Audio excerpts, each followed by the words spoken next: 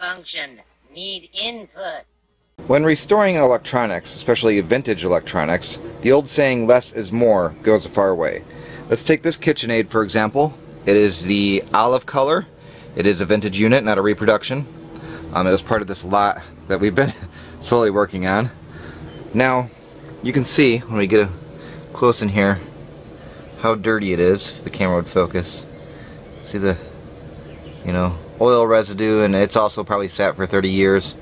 Not only that, but once again, if you see all those speckles there, that is actually old mold spores. So this unit really needs to be cleaned up. These units can sell for close to $200 in very good condition. This unit came with 2 bowls and 3 mixers, pretty much everything it came with originally in its basic form when you bought it, except it has an extra bowl, which will help us out. I've already tested the unit. It does run and function properly. We may pull the brushes and check their status, because this is a brush motor. I can tell from some marks on those that these brushes have probably been either looked at or changed before. Now, cleaning this up, some people would think take an SOS pad or a Brillo pad or something that scratches. Problem is, this black on the trim is actually very fragile. You can see where it wears off right there, and any abrasive is going to take it right off. So how are we going to clean this? And why am I holding an old sock? Well, that's how we're going to clean it. An old sock and some Mother's California Gold Brazilian Carnauba cleaner wax. You want a cleaner wax, not a finish wax. We've already done some part. You can see there's some of the dry wax up there. The color actually changes a little bit, gets a little lighter, but that is actually what the color looks like, is this lighter finish after waxing. There's some bubbling and pitting on this. I'm hoping some of the paint doesn't pop. But yeah, we're gonna take the wax to it, and you can see that spot looked exactly like that before. And we're also gonna go over all of this with the wax, because like I said, we don't want to use anything abrasive. And my phone is ringing, and catch my ringtone there? Kind of matches with the inside of the van, doesn't it?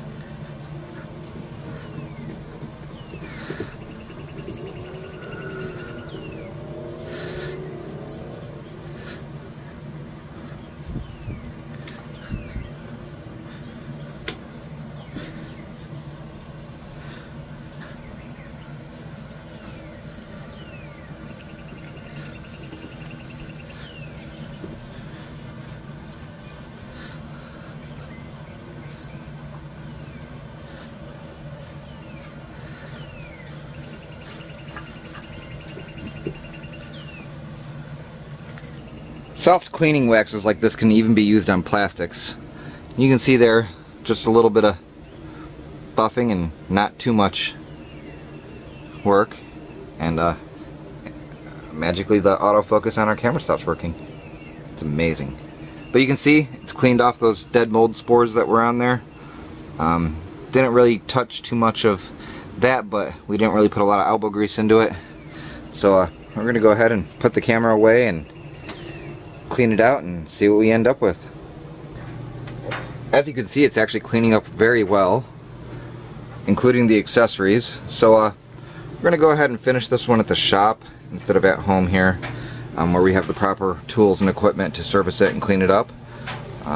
So that way, instead of just reselling it as a cleaned up antique, we can fully service it and resell it as fully serviced, repaired if any repairs are necessary, and sanitized and all that good stuff. So we'll get back to this one tomorrow when we're in the shop. Alright, my main reason for going to the shop today was going to be to get footage for our YouTube videos. Of course, I spent all day yesterday cleaning and organizing the shop, so that I could do that today without checking the weather. It's supposed to rain all day today. 100% chance after 1 o'clock, says the weather fairy.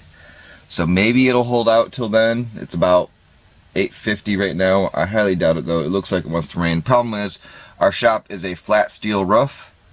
So trying to take YouTube videos in the shop while working on projects while it's raining, all you're going to hear is of the rain hitting the roof. So let's go to the shop anyway. I got to drop some stuff off and see what we can do.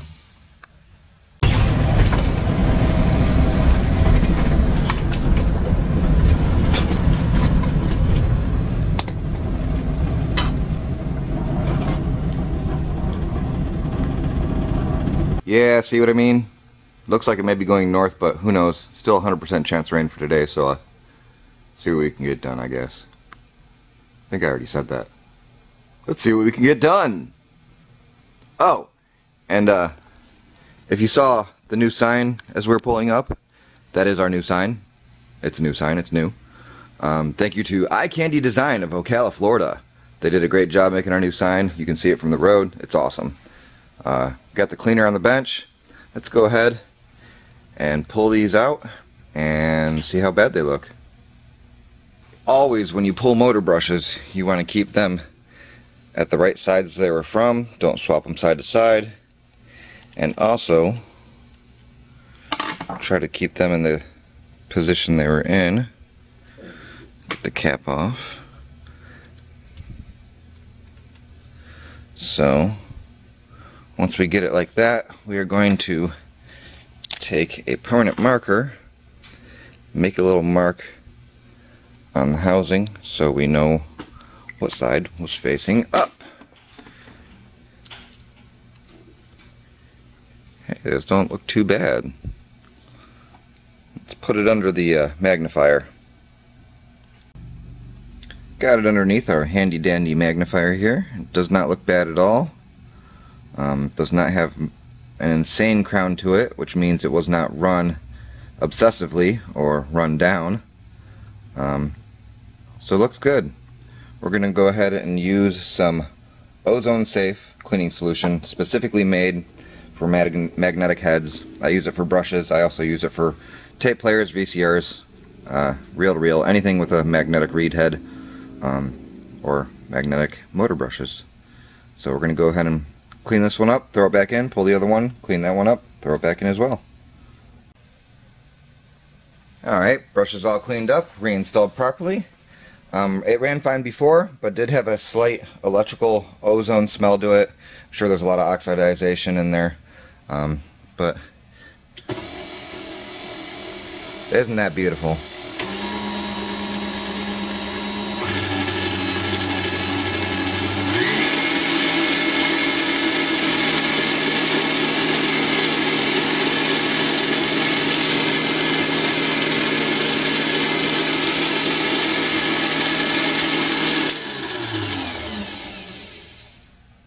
Awesome. I highly suggest purchasing an assortment of specialty Q-tips. I know what you're saying, specialty Q-tips, but as you can see, it's pointed. I have a whole set, different sizes. The thing is, they're not like regular Q-tips you use at home for your ears. These are heavily compacted. They're not soft and fluffy, so they last a while. They're not going to fall apart as soon as you start using them.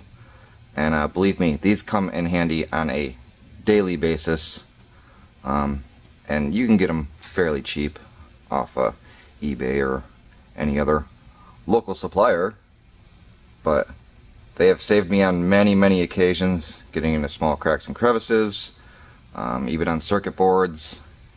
And like I said, you can get them in a variety of lengths, shapes, sizes, and yeah, if there was a store I could recommend it, but just get some cool Q-tips. Problem solved. I'd say that looks pretty good and ready to go. There's still some spots we couldn't get perfectly clean, but we don't want to overdo it. Like I said, harsh chemicals or abrasives can really do damage to certain aspects of things. I'll give you an example right here. We get you to focus, Mr. Camera. Mr. Camera. Mr. Camera. See where at the end of KitchenAid right there, it started to fade out. That is actually just from dry rubbing it with no cleaning liquids on a rag at all. So, you know, after these things sit for a long time in dry and humid environments, or environments that go from dry, humid, small paint and etch work like that tends to start getting pretty fragile. But all in all, I think she's done. Bag, tag, and to the shelves. On to the next thing.